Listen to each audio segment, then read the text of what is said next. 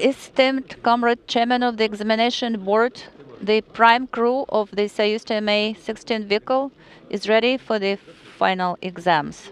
And first of all, happy birthday, Mr. Chairman, all the very best. Happy birthday, our birthday greetings. Yes, the best gift for me will be your excellent grades. Yes, of course, not less than 5. Now please choose your test papers. Should we put our signatures on the envelopes? Yes, please. Happy birthday once again.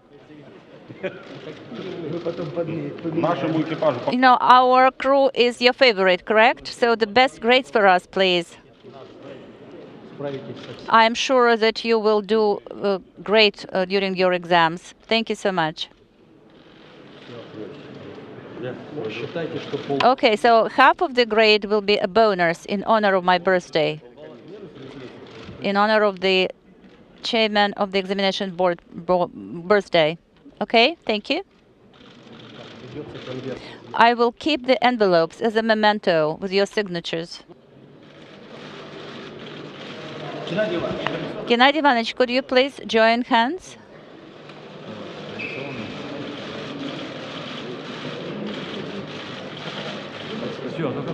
Thank you so much. Of course, we look like grasshoppers. Thank you so much, and good luck during your exams.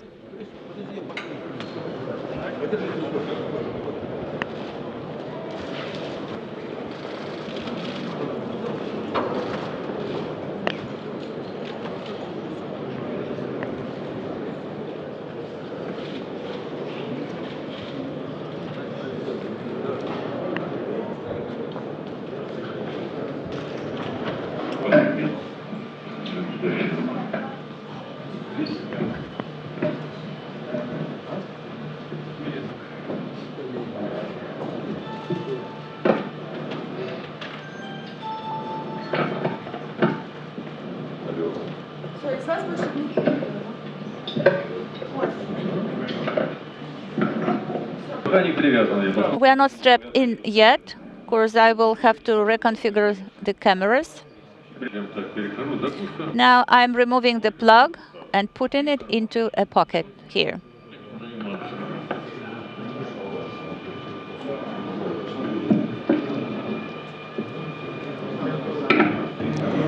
Emily Nelson, lead flight director of Expedition 46. Emily, by the time that you get on board as the flight director of Expedition 46, Scott Kelly and his Russian crewmate Mikhail Kornienko will have been on board the space station for about 8 months.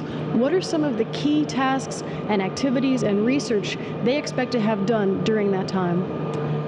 A lot of 2015 is going to be devoted to reconfiguring the space station to make way for the U.S. crewed vehicles that will be showing up in the next several years. And to that end, we're moving several pieces of the space station around. We're going to take our PMM module and we're going to move that. And we're going to move our pressurized mating adapter that's currently on our Node 3 module, and we're going to move that over to Node 2. So at the end of all of this moving things around, we're going to have 2 docking ports. That's how we refer to it when a crewed vehicle shows up and attaches to the space station on the front of the space station. And then we'll have 2 berthing ports, that's the term we use for cargo vehicles, on the bottom of the space station. So he'll be involved, and the whole crew over the course of the next year will be involved in all of those relocations and the wiring and the laying cables for all of those different docking ports. Then we also have the Bigelow expandable module, the beam, that's going to be coming on a SpaceX mission. That'll get installed, inflated, and then checked out periodically. Can you talk specifically about some of the roles that Scott Kelly will be doing during his time on board and transitioning from the role of flight engineer eventually to commander, and how his duties are going to change? In terms of how Scott's work is going to change over the course of the year, he'll start out as a flight engineer, which is how each of our commanders starts out.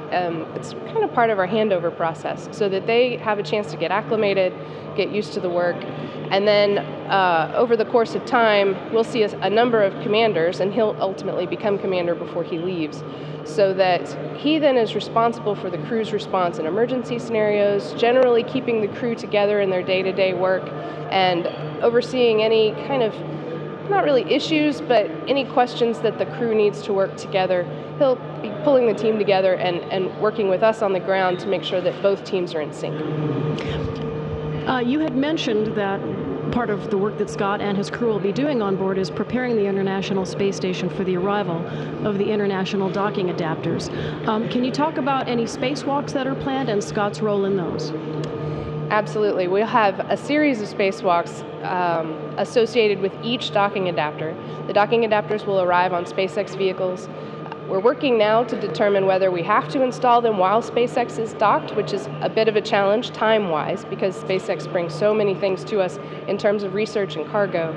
Our hope is we'll be able to relocate those docking adapters so that we can take our time with those spacewalks. Scott, of course, will be key to the spacewalk operations themselves in terms of installing at least one of those docking adapters this summer. Behind you in a simulator of the Soyuz vehicle right now, Scott Kelly, Soyuz Commander Gennady Padalka, and flight engineer Mikhail Kornienko are undergoing their final exams in preparation for their flight. How do you perceive their level of readiness at this point, and what kind of things, what kind of challenges are they possibly going to be facing during their final exams?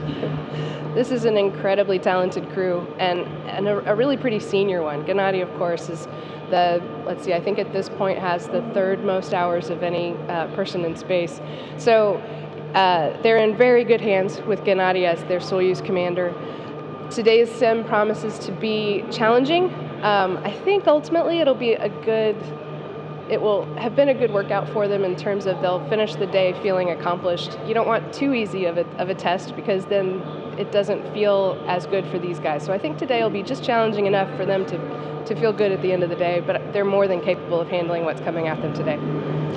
And lastly, as we next year prepare for the return home of Mikhail Kornienko and Scott Kelly, what kind of final preparations during Expedition 46 will the crew be making and the flight control team be making in preparation for his return home and the testing of the one-year crew mission ultimately?